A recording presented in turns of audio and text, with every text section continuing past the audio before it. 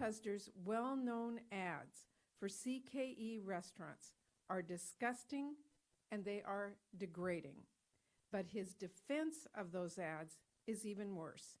He said those ads reflect his personality and that they are, quote, at the core of what his company believes.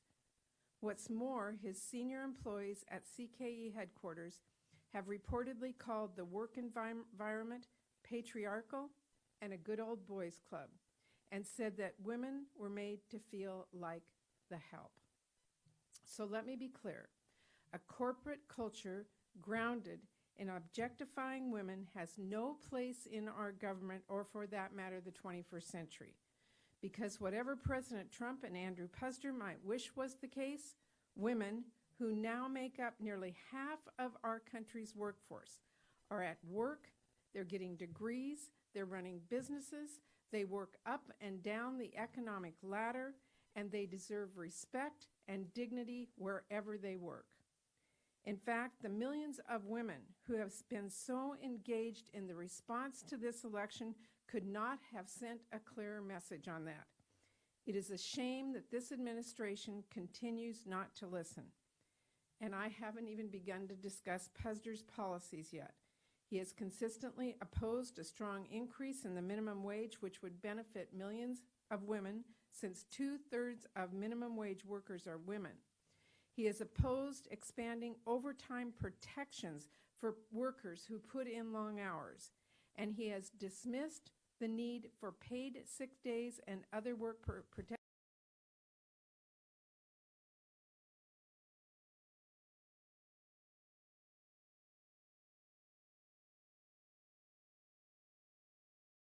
message to women across the country about how this administration views them and their contributions. So at Mr. Puzder's hearing tomorrow, I will be asking very tough questions about these issues, and I expect straightforward and clear answers, and I will urge each of my colleagues to oppose this nomination. With that, let me turn it over to my colleague, Senator Blumenthal, and I really, again, appreciate your being here. Thank you so much, Senator Murray, not only for your leadership on this issue, but for all that you have done on behalf of women's rights, but also human rights, our labor and our health care protections, all of them imperiled by this nomination. I am not on the committee, Help Committee, so I will not have the opportunity to ask those tough questions that Patty Murray will, but my main question for Andrew Puzder is, why do you want this job when your record and your positions are so antithetical to the mission of the Department of Labor? Why would you want to be in charge of enforcing laws that you have consistently and tirelessly opposed? The fact is, you are unqualified for this job.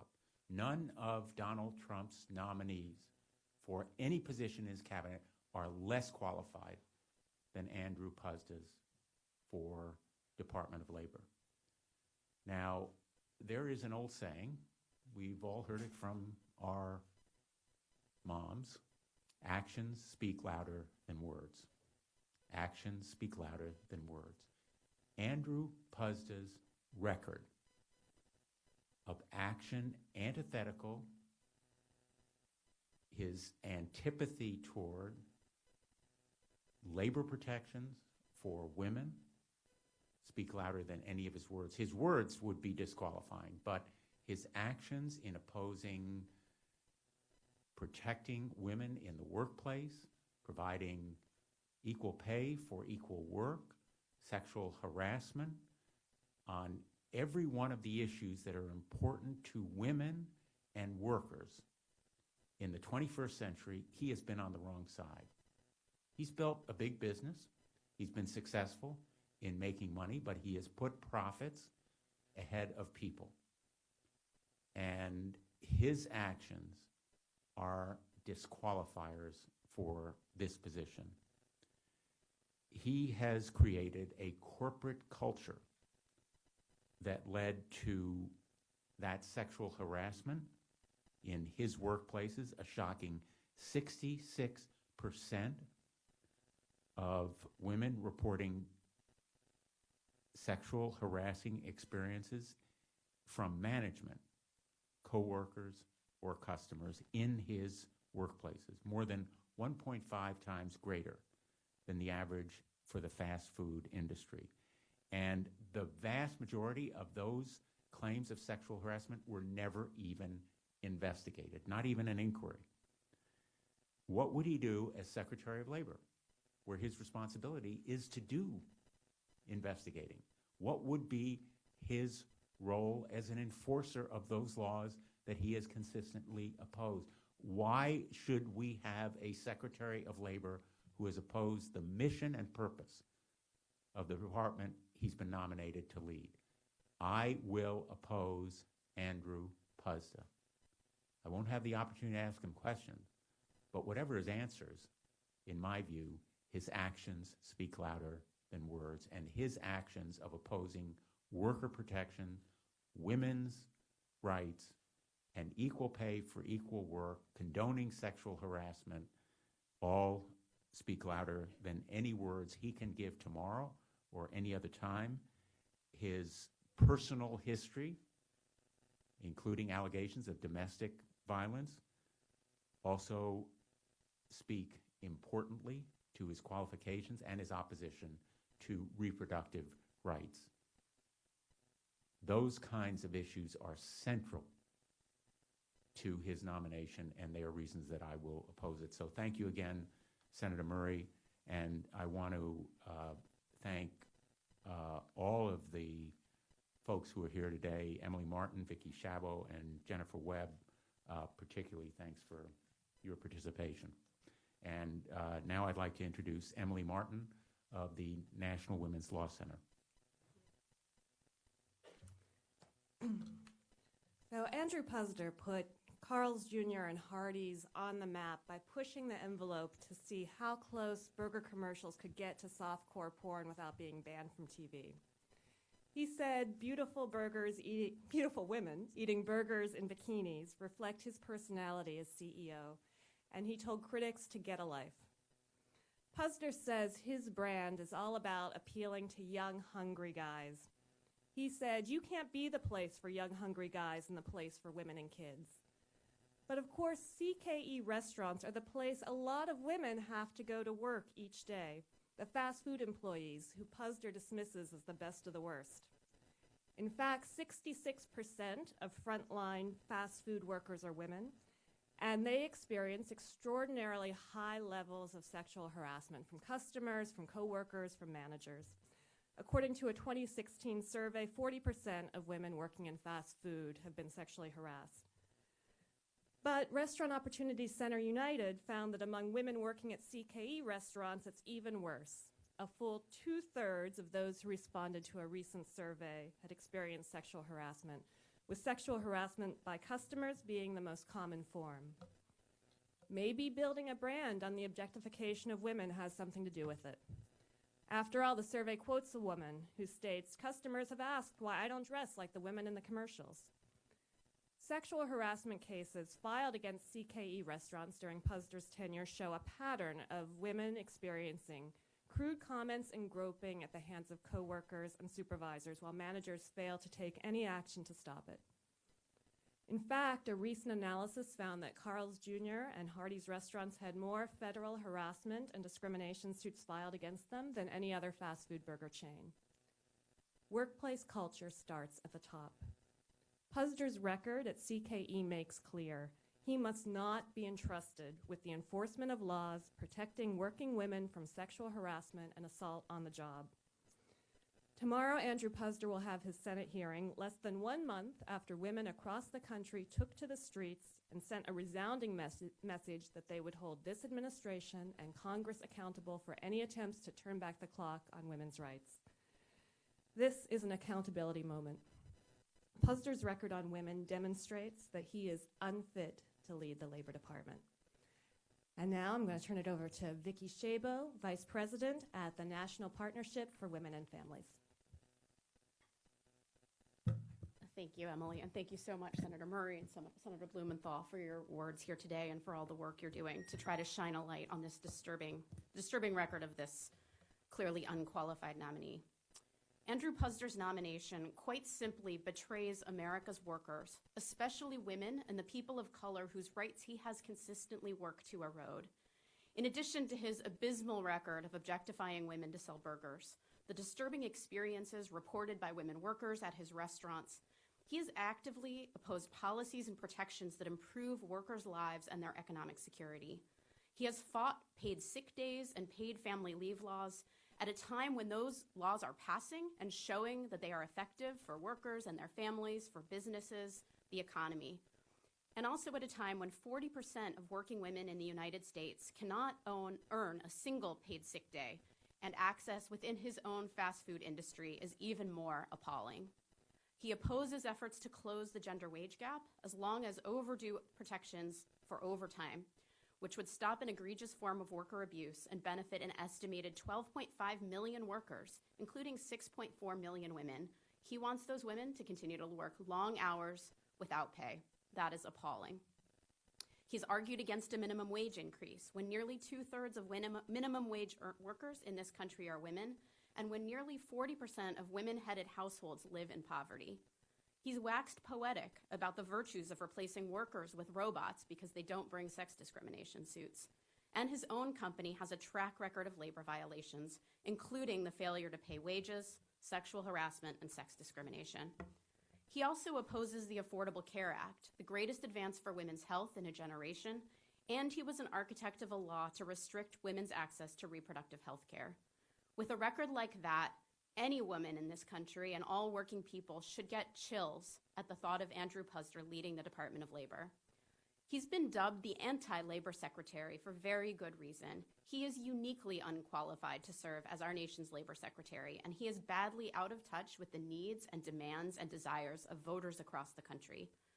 At tomorrow's hearing and in the weeks ahead, senators must closely examine his record, his actions, not just his words.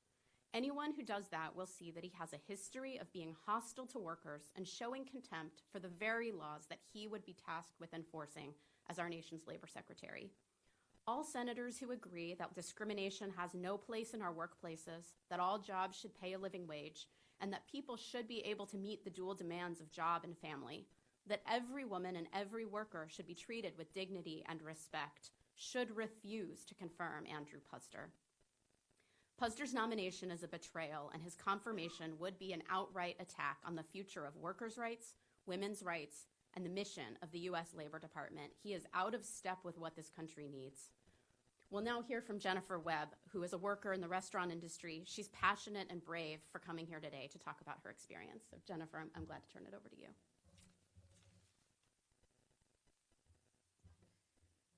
My name is Jennifer Webb. I'm 39 years old, and I've worked in restaurants, bakeries, and in catering companies for 14 years. I'm fortunate now to work as a pastry chef at a restaurant where I'm treated well. But I know what it's like to work in restaurants where women are disrespected and discriminated against, where managers tell female staff that they know better than them because they are men, where male co-workers have made inappropriate comments about me and my body, where being cordial to male staff creates an open invitation for them to hit on me, and where I know what it's like to work in kitchens, where women are harassed and assaulted in the workplace, and I wouldn't wish that on any woman. Early in my career, I worked for a catering company where a male pastry chef would loudly ask my female coworkers if they had sex the previous night. While this was uncomfortable enough, one night a male supervisor I was working with, one who I had no previous concerns with, declared he was going to take me out to dinner. I shrugged him off, thinking he was joking because he was married. He then followed me and trapped me in a freezer and said again, "I want to go out to dinner with you." I didn't immediately know what to do other than escape. The next day, a coworker took me into a corner of the kitchen where no one else was and where there were no video cameras installed. He grabbed me and kissed me and shoved his tongue in my mouth. I shoved him away and left. And as soon as I could, asked to speak with someone in HR. After I reported what happened to me, Human Resources responded by sweeping everything under the rug. They called the supervisor who forcefully hit on me a misunderstanding. And for the coworker who forced himself on me, they only wrote him up. I knew how I was being treated was wrong, and how the higher-ups handled it was wrong. I ultimately left soon after that and found a new job. No one should have to choose to put up with harassment and go find another job. There should be a place to go get help, to trust that someone is looking out for us. Someone who will rewrite these wrongs and hold people accountable so that there's a clear message that harassment and discrimination won't be tolerated. Because of my experience, I do not think Andrew Puzder is a good choice for Secretary of Labor. From everything I know about him, he cannot be trusted to keep women safe or to protect our rights and well-being at work. There are his demeaning and disgusting television commercials where women are objectified. There's the news that so many women working at his Hardee's and Carl's Jr. restaurants report unwanted sexual harassment, and the many lawsuits about sexual harassment and sex discrimination at his company. I would never want to work for this man, and I can't understand why any person and anyone in Congress could seriously consider him an acceptable person to be in charge of workplace laws.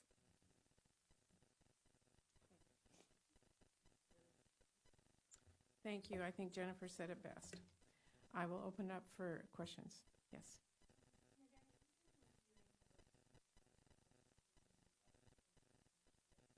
Well, like so many people, I am very troubled by what I saw.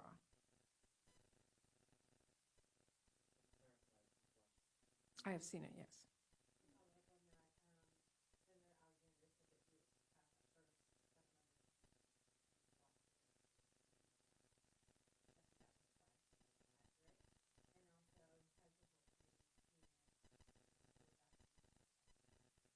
It has been available to all members of our committee for them to be able to view.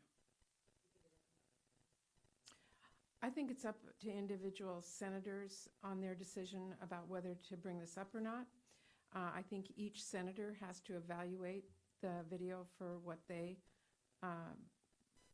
feel as they watch it. I think there is many things within this man's record that will come up and be asked about tomorrow. I do not. It was shown at several separate viewings. I was only at one.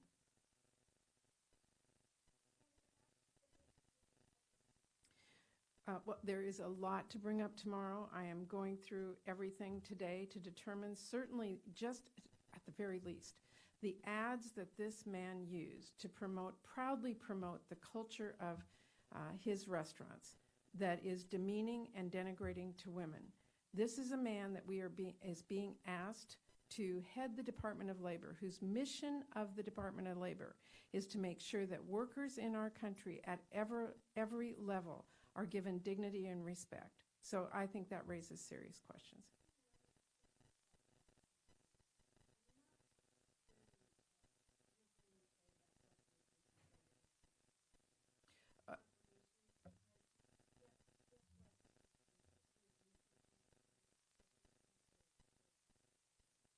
Well, look, I will leave my statement as it is. We will see what happens moving forward, but I am personally, as many people are, deeply troubled by what was in that tape. And everyone has to evaluate, and I think all senators have to think about the impact to this woman and her family and the considerations that they've taken. But I think every senator should think about the impacts and evaluate it on their own. They have to make the votes at the end of the day.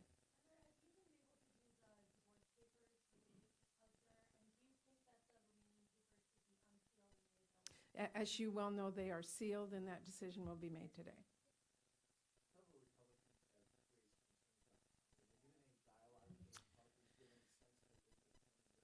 I have had conversations with a number of senators, Republicans and Democrats, who are deeply troubled by a number of the issues that are in front of this nominee. Again, this is the person that is being asked to oversee labor in our country, workers, families, protections to make sure that they can do their job with dignity and respect, as Jennifer talked about, and know that the person who's at the highest point in our country is going to be there to protect them. Thank you all very much.